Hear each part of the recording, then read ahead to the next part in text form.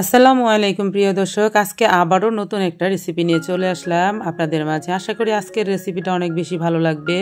আজকের পেঁপের সবজি দিয়ে রান্না করে রেসিপিটা দিয়ে আপনারা চাইলে চাউলের রুটি, আটা রুটি, নান রুটি, পরোটা, এই একটা সবজি দিয়ে আপনারা সব ধরনের রেসিপি কিন্তু ট্রাই করতে পারবেন। আর খেতে খুবই ভালো লাগে, ছোটো বড়ো সকলের অনেক বেশি পছন্দ হবে।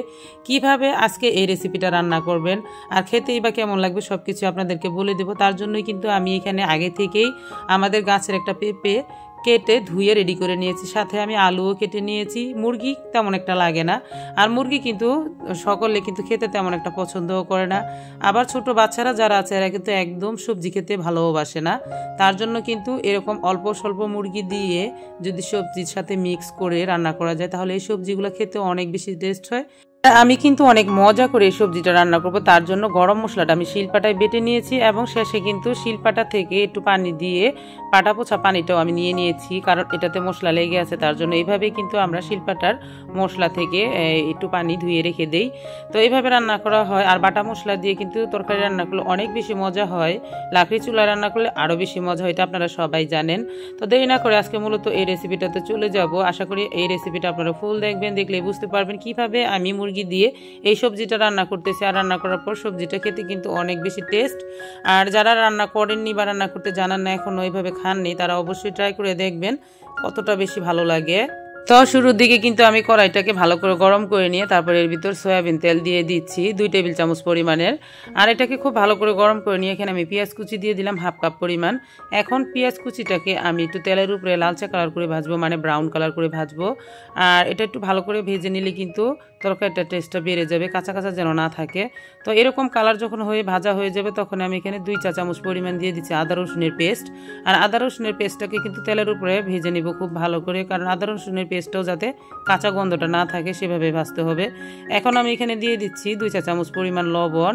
আর একেবারে লবণটা দিয়ে দিচ্ছি, পরে যদি প্রয়োজন হয় আমি আবার চেক করে নিব। দিয়ে দিলাম 1 চা চামচ হলুদের গুঁড়া, 1 চা চামচ মরিচের গুঁড়া, 1/2 চা চামচ ধনিয়ার গুঁড়া আর কিছুটা কাঁচা মরিচ। বেশিরভাগ দিয়ে দিচ্ছি আমি কাঁচা জাল, আর এর জন্য শুকনা জালটা কমিয়ে দিলাম। উপর দিয়ে দিলাম বাটা গরম মশলাটা আর সাথে একটু বাটা মশলার পানি। আর এখন তেলের উপরে অল্প একটু ভেজে নিয়ে অল্প একটু পরিমাণে পানি দিয়ে মশলাটাকে খুব ভালো করে কষিয়ে নেব। যখনই আমার মশলাটা খুব ভালোভাবে কষানো হয়ে যাবে তখন আমি এর উপরে প্রথমে দিয়ে দিব মুরগিটাকে একটু নাড়াচাড়া করে, তারপরে দিয়ে দিব আলুটাকে আবার একটু নাড়াচাড়া করে দিয়ে দিব আমি এখানে পেঁপে। আর পেঁপেটাকে দিয়েও নাড়াচাড়া করে যতক্ষণ পর্যন্ত এই মশলাটার থেকে মুরগির থেকে গায়ের পানিটা বের হবে, সেই পানিটা যতক্ষণ পর্যন্ত না শুকাবে ততক্ষণ পর্যন্ত আমি কষিয়ে মশলাটাকে খুব ভালো করে শুকিয়ে নিয়ে তারপরে কিন্তু এখানে আমি ঝোলের পরিমাণটা দিয়ে দিব। খুব বেশি ঝোল রাখবো না, মাখা মাখা ঝোল রাখবো। আর মাখা মাখা ঝোলটা দিয়ে কিন্তু এই রেসিপিটা খেতে অনেক বেশি ভালো লাগে। তো প্রথমে দেখতে পাচ্ছেন আমি দিয়ে দিলাম এখানে আলু, অল্প একটু নাড়াচাড়া করবো, খুব বেশি না, মানে মশলার সাথে মিশিয়ে নেব। তারপর যখন মিশানো হয়ে যাবে তখনই আমি এখানে দিয়ে দিচ্ছি পেঁপে। আর পেঁপেটা দিয়েও নাড়াচাড়া করে নেব। আর পেঁপে, আলু আর এই মুরগির মাংস থেকে কিন্তু পানি উঠবে সামান্য পরিমাণে, সেই পানিটাকে কিন্তু জাল করে ভালোভাবে ভাজা ভাজা করে একদম কষায় নিব।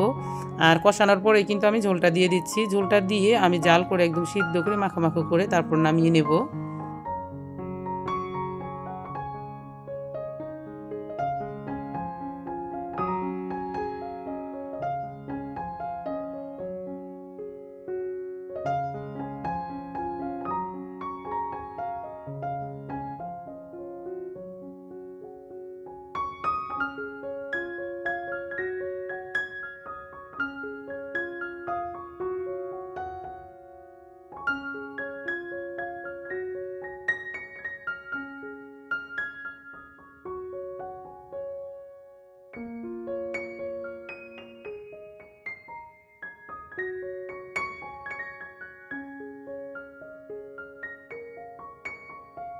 তো প্রিয় দর্শক, আমার কিন্তু রান্নাটা প্রায় শেষ হচ্ছে। শেষ হওয়ার আগে আমি এখানে 3 থেকে 4টা কাঁচামরিচ দিয়ে দিলাম, অল্প একটু জিরার গুঁড়া উপর দিয়ে ছিটিয়ে দিচ্ছি।